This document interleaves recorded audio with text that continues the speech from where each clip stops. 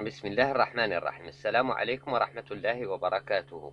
اليوم سنقدم فيديو يتعلق برومان لو شوفالي دوبل من إعداد وتقديم سيجما سحرا سكول سنتر. C'est résumé de la nouvelle fantastique Le Chevalier double de Gauthier Toufil, préparé par Sigma Sahara School Center. L'histoire se déroule dans un château des pays nordiques. Le narrateur raconte un phénomène étranger. Le héros appelé le comte Olof a un double maléfique. L'histoire de ce double remonte au passé. La mère du héros, appelée Edwige, vivait dans un château. Un soir, un étranger a demandé l'hospitalité pour échapper à une tempête. Il fut reçu et y resta longtemps. L'étranger, qui était bohémien et maître chanteur, avait un corbeau luisant qui battait la mesure sur l'épaule de son maître. Le bohémien, séduisé par ses paroles sibyllines, la jeune Edwige, qui était mariée au comte Lodborg. Ce dernier espérait avoir un garçon. Son vœu fut exaucé. Le petit Olof est né. Il ressemblait étrangement au maître chanteur. Olof est né sous une étoile double, l'une verte et l'autre rouge. L'enfant fut difficile de caractère, doux comme un ange et étranger comme un diable. Quand il a eu 20 ans, il s'est préparé.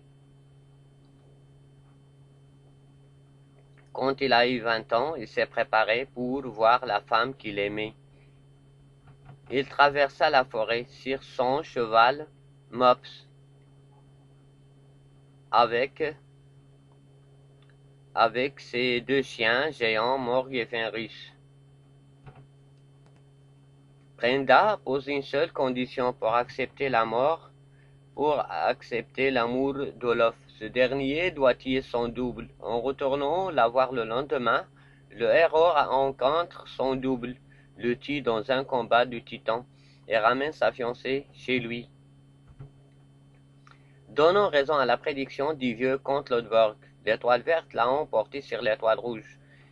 Les yeux noirs de l'œuf métamorphisés en azur, couleur de réconciliation céleste au grand bonheur de Lodborg, serions dans son tombeau et pour la paix de l'âme d'Edwige. سنقدم تلخيصا موجزا لرواية الفارس المزدوج. تجري أحداث الرواية في قصر في إحدى دول الشمال، حيث يحكي الراوي قصة تتعلق بظاهرة غريبة وخيالية، وبطل الرواية النبيل أولوف له قرين شرير، وتعود قصة هذا القرين إلى الماضي.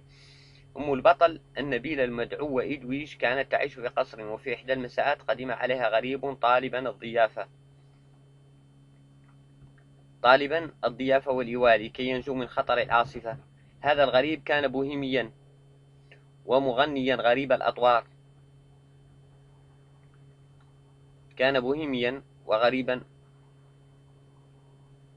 غريب الأطوار.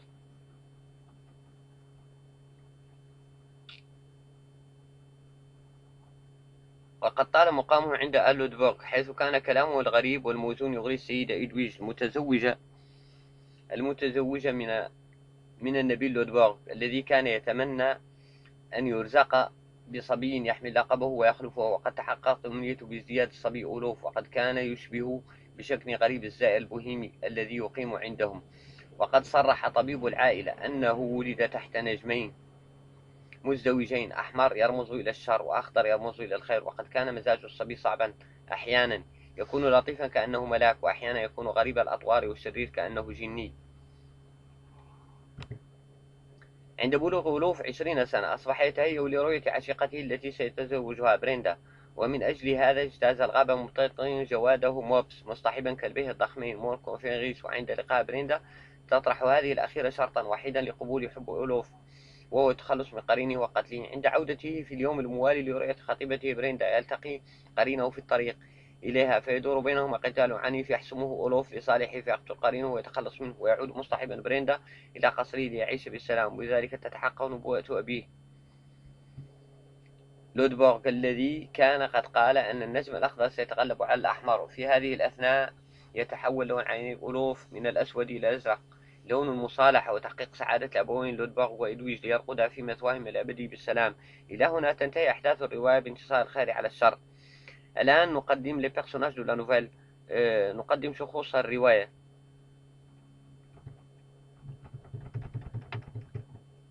بين شخوص الرواية إدويج femme du comte Lodborg. Elle est triste et pleure tout le temps. Le comte Lodborg, époux d'Edwige. Olof, fils d'Edwige et du comte Lodborg. L'étranger, c'est un maître chanteur avec sa harpe et son corbeau. Il demanda l'hospitalité au château. Un jour de tempête et il resta longtemps. Edwige a beaucoup pleuré après son départ. Le mur, c'est le médecin qui tire l'horoscope au petit Olof. Le prêtre, c'est celui qui a confessé Edwige avant sa mort. Les deux chiens géants d'Olof, Morg et Fenris.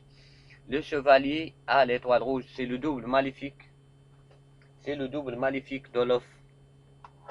Mops, c'est le cheval d'Olof à forme d'éléphant. Brenda, c'est la jeune châtelaine qui va épouser Olof. Maintenant ولمزيد من الفهم سنقدم le schéma narratif. La situation initiale, c'est la vie au château avant l'arrivée des Bohémiens.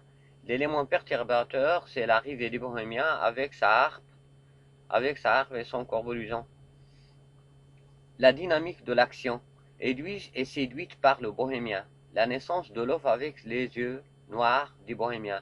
La dualité d'Olof. La mort de ses parents. L'amour d'Olof pour Brenda. L'action équilibrante.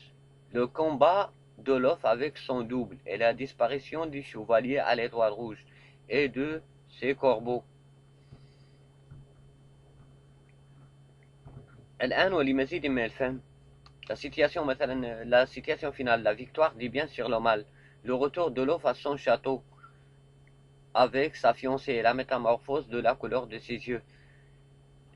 Et pour bien comprendre le roman, on va présenter une biographie de Théophile Gautier.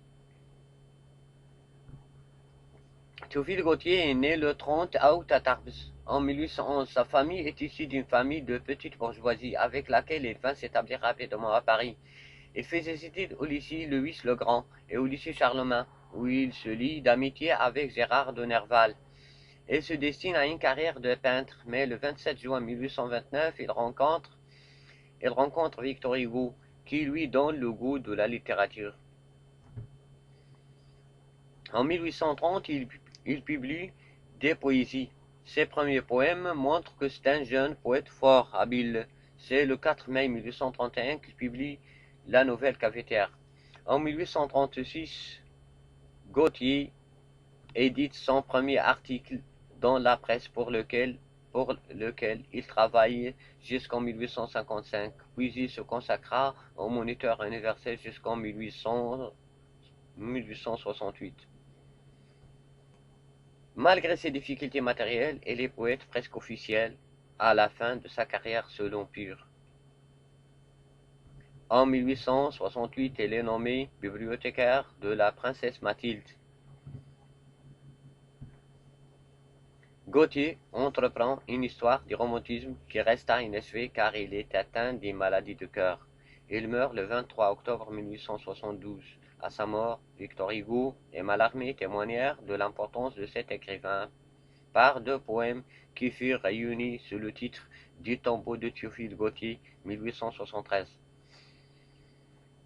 والسلام عليكم ورحمة الله تعالى وبركاته، وللقاء في فيديو قادم إن شاء الله من إعداد سيجما سحرة سكول سنتر، وإلى اللقاء.